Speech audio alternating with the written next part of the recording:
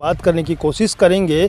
Sir, ये कब से चालू हुआ और कितने महीने पहले की बात है कि ये लोग?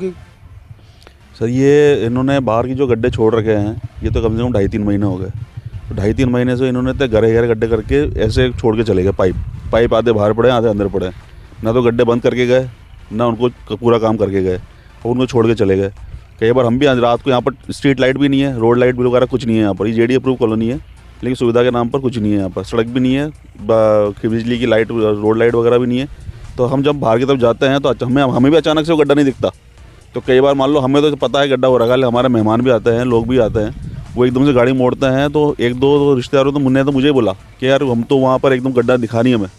तो ये एक बहुत बड़ा विषय है। अगर हमें सोचने की बात है कि अगर हम ये पत्रकार कॉलोनी के सटक के कॉलोनी है विस्तार, तो मैं कहना चाहूँगा यहाँ पर पानी की क्या व्यवस्था है? सर कोई व्यवस्था नहीं है, हमें टैंकर डालना पड़ता है। अच्छा, बिल्कुल। अब ये लाइन इन्होंने चालू करा, अब ये छोड़ के चले गए, पता नहीं क्या हो रहा है क्या नहीं कर रहा। हमारे सामने तो अभी लाइन भी डली, अब आसपास लाइन डाल गए, लेकिन सामने लाइन डालना बाकी है। और वो उसको भी कम से कम 4-5 महीने हो गए लाइन का डलते। अब वो 3 महीने से बंद ही करे पटक रखा है उसको। तो क्या वो लोग क्या कहते हैं कि क्यों बंद करके? कुछ नहीं सर, जवाब किसी का, लेबर काम करती है, हमें पता नहीं है, बस इतना ही बात है। अब किसके पास जाएँ, किससे पूछें, पता नहीं। ये स्थानीय लोग हैं कुछ यहाँ पर, और मैं बताना चाहूँगा एक टंकी का काम भी यहाँ पर सेक्शन हुआ है। और ये पत्रकार कॉलोनी के पास की एक कॉलोनी है जहाँ पर काफ़ी, ये कह सकते हैं कि पौष इलाका है, जहाँ पर कुछ बड़े लोग भी हैं, कुछ मध्यम परिवार के लोग भी यहाँ पर रहते हैं। मगर पानी की अगर बात करें तो यहाँ पर इन लोगों को टैंकर मंगवाना पड़ता है, वो भी अपने पैसे देकर। अगर सरकार से ये लोग कुछ कहें तो मैं कहता हूँ कि सरकार जिस तरीके से जो वादे करती है, आज कहाँ है वो वादे? जल जीवन मिशन के घोटाले पिछली सरकार में हुए, जिसमें महेश जोशी जो कि जल जीवन मिशन के मंत्री रहे, उन्होंने करीबन 20 लाख करोड़ के घोटालों में उनका नाम आया और ईडी जैसे उनके घर पर छापे पड़ते हैं। मगर अब वर्तमान में अगर बीजेपी सरकार की बात करें तो यहाँ पर भी पीएचडी के द्वारा जो सैंक्शन होता है काम, उस सैंक्शन में भी ये लोग कहीं न कहीं दिक्कत खड़ी कर देते हैं। अब आमजन को क्या परेशानी हो रही है इस चीज़ को लेकर, ये उन लोगों को कैसा पता चले? सीताराम विहार कॉलोनी है विस्तार, पत्रकार कॉलोनी के पास में, जहां लगातार स्थानीय मुद्दों पर बात कर रहे हैं। क्या इनकी समस्या है और किन समस्याओं को लेकर यहां पर आमजन परेशान है। हमारे साथ एक महिला जो कि समस्याओं से घिरे हुए हैं, अब बताना चाहेंगे, इन्हीं से इनकी जुबानी सुनते हैं। क्या कहेंगे आप, यहाँ पर किस तरीके की समस्याओं का सामना करना पड़ रहा है? देखिए, समस्याएं तो बहुत सारी हैं। जैसे सबसे बड़ी तो ये पानी की समस्या है। हमें 8 दिन पहले के लिए यहाँ गड्ढा खोदने आए थे, टंकी बनेगी, बीसलपुर का पानी मिलेगा, लेकिन अभी तक कोई अता पता नहीं है। उसके बाद अभी तक वो लोग नहीं आए, गड्ढा करके चले गए हैं। पानी के लिए हमें टैंकरों को मंगवाना पड़ रहा है, कई बार बहुत गंदा पानी भी पीना पड़ता है। गवर्नमेंट आती है, टैक्स पूरा ले रही है हमसे, जेडी अप्रूव्ड कॉलोनी, उसी हिसाब से हमने अपनी ज़मीनों के भाव भी दिए हैं, टैक्स भी प्रॉपर देते हैं, बट यहाँ पर पानी की कोई सुविधा नहीं है। सिर्फ हर सरकार आती है, अपने अपने वादे करके चली जाती है, लेकिन ये नहीं कि पानी को जो प्रोजेक्ट दिया है उसकी एक डेडलाइन होकर आपको कंप्लीट करना है, लेकिन वो कंप्लीट नहीं किया गया अभी तक। और अभी तक भी कोई पता नहीं है कि वो कब बनाएंगे। जगह जगह लाइनें बिछाई हैं, उसमें गड्ढे बना दिए हैं। रात को लाइट्स नहीं है, अंधेरे में गाड़ी अगर उसमें गिर जाती है, एक्सीडेंट हो जाता है, तो इसकी भी कोई जिम्मेदारी लेने को तैयार नहीं है।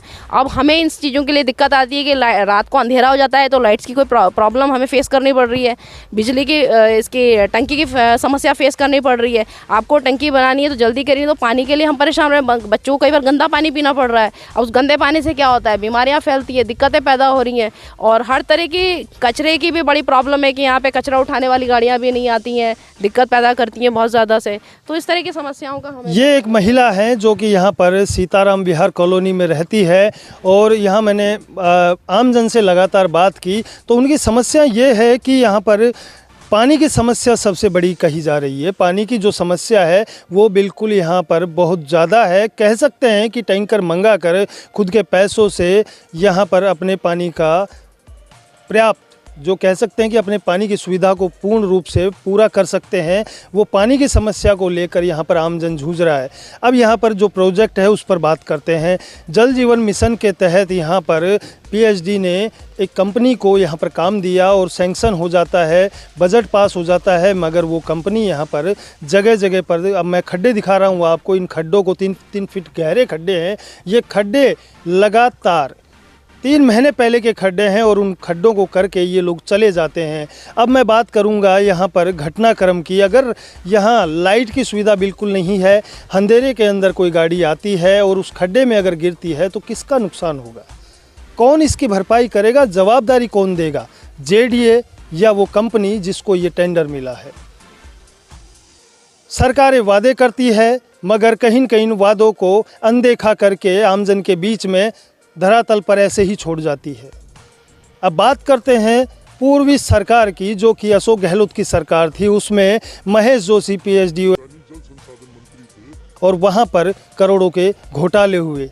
अब घोटाले हुए तो ईडी के छापे पड़े मगर अभी तक उस पर कोई कार्रवाई होती नज़र नहीं आ रही है। अब बात करते हैं भाजपा सरकार की, जो वर्तमान में सरकार है, जिन्होंने कहा है कि हमारे संकल्प पत्र में जो वादे किए थे वो वादे हमने पूरे किए हैं। अगर वादे पूरे किए हैं तो कहाँ है वो वादे? मैं पत्रकार कॉलोनी, जहाँ से सांगानेर विधानसभा में ये क्षेत्र आता है, और यहाँ के विधायक की बात करें तो भजन लाल, जो कि भजन लाल शर्मा मुख्यमंत्री है राजस्थान के, उनका ये क्षेत्र है। अगर मुख्यमंत्री के क्षेत्र में अगर इस तरीके का काम हो रहा है तो सोचिए आम जो और विधायक हैं उनके क्षेत्र में किस तरीके का काम होगा। आम जन की समस्या को सुनने के लिए कोई तैयार नहीं है, इसीलिए हम पहुंचे हैं इस क्षेत्र में। दापिंग सिटी के जरिए हम लगातार आपको हर खबर पर नज़र रखते हैं और दिखाते रहेंगे। देखते रहें सुभाष बैरवा के साथ, जयपुर।